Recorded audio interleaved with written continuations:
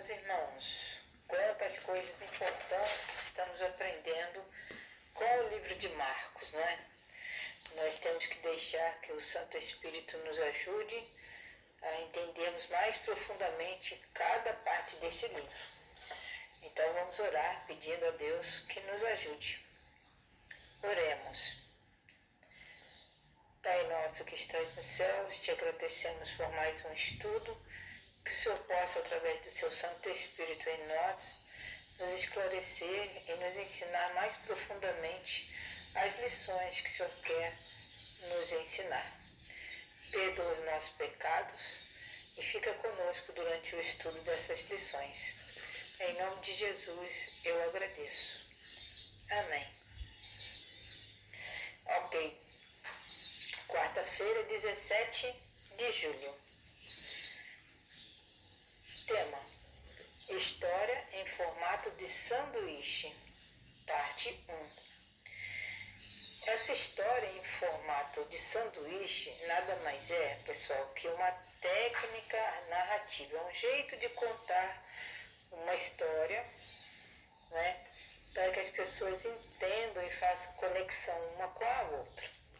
Então, quando uma pessoa começa a contar uma história, aí ela interrompe essa primeira história e começa a contar outra. Aí lá no fim, é que a primeira história que foi iniciada, né, ela vai ser completada. O fim dela, né, nós vamos saber só depois. Então começa com uma história, essa história é interrompida por outra história. Depois, a primeira história que foi contada, ela só vai ser finalizada depois. Por isso que é chamado de narrativa, ou técnica narrativa de sanduíche. Ok? Então Jesus, no livro de Marcos, capítulo 3, de 20 a 35, Jesus conta duas histórias. E nós vamos ler na pergunta número 6, que ligações nós vemos entre essas duas histórias. Então vamos ler Marcos, capítulo 3, de 20 a 35. A Bíblia nos conta que aqui existiu uma acusação contra Jesus. Vamos ver a partir então do verso 20. Então Jesus entrou numa casa e novamente reuniu-se ali uma grande multidão, de modo que ele e os seus discípulos não conseguiam nem comer. Quando seus familiares ouviram falar disso, saíram para trazê-lo à força, pois diziam: ele está fora de si. E os mestres da lei, que haviam descido de Jerusalém, diziam: ele está com Belzebu, príncipe dos demônios. É pelo príncipe de demônios que ele expulsa demônios. Então Jesus os chamou e lhes falou por parábolas. Como pode Satanás expulsar Satanás? Se um reino estiver dividido contra si mesmo, não poderá subsistir. Se uma casa estiver dividida contra si mesma, também não poderá subsistir.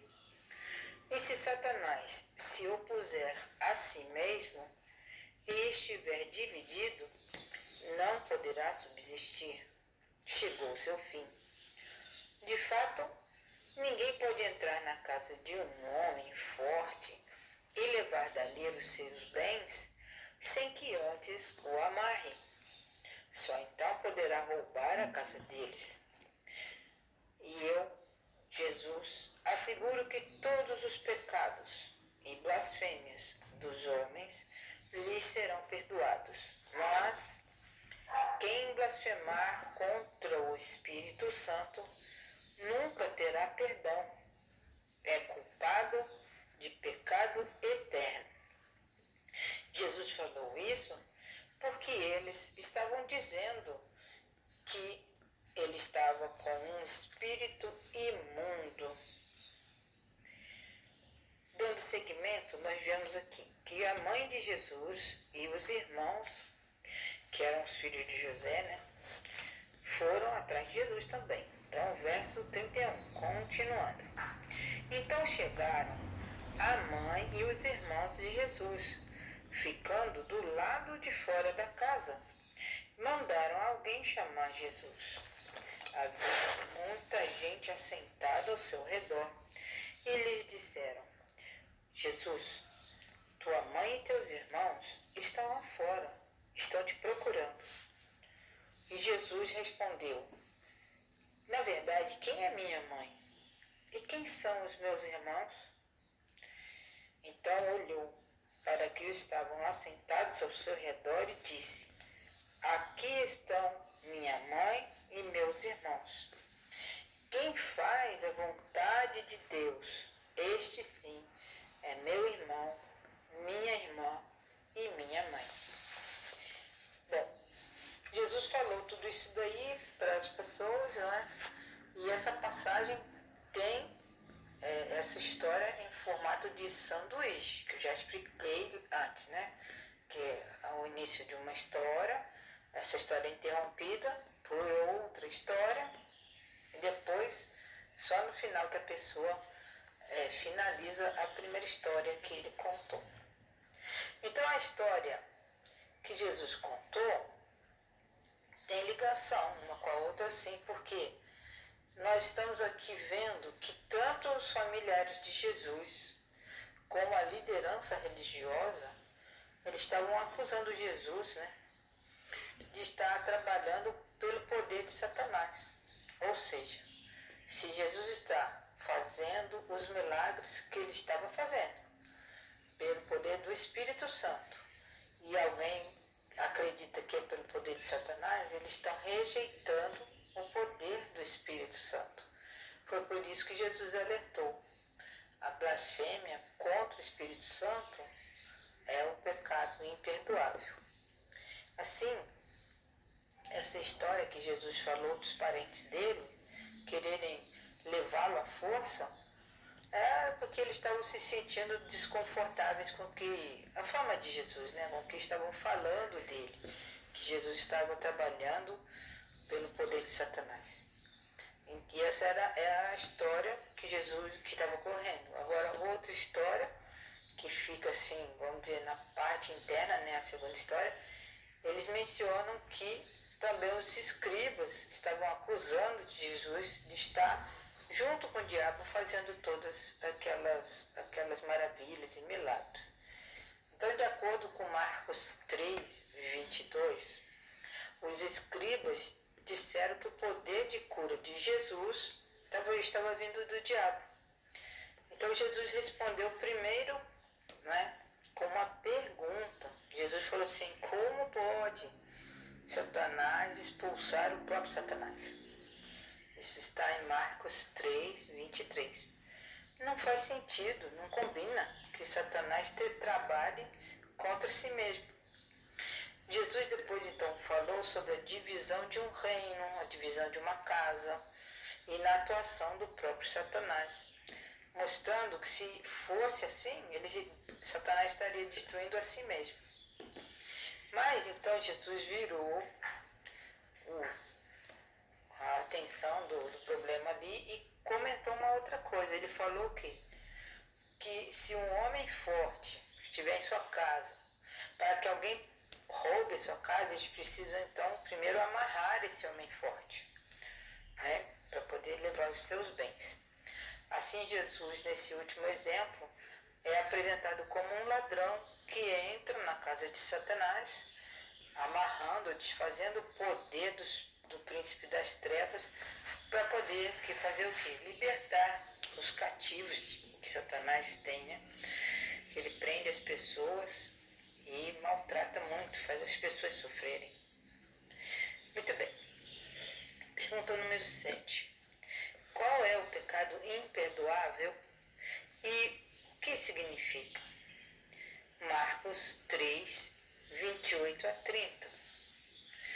Nesse verso nós vamos ver por que o pecado imperdoável ele existe e porque ele é imperdoável, não tem perdão. Vamos ver.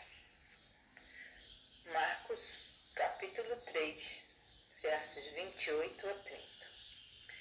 E Jesus estava dizendo: eu asseguro que todos os pecados e blasfêmias dos homens lhes serão perdoados, mas quem blasfemar contra o Espírito Santo nunca terá perdão.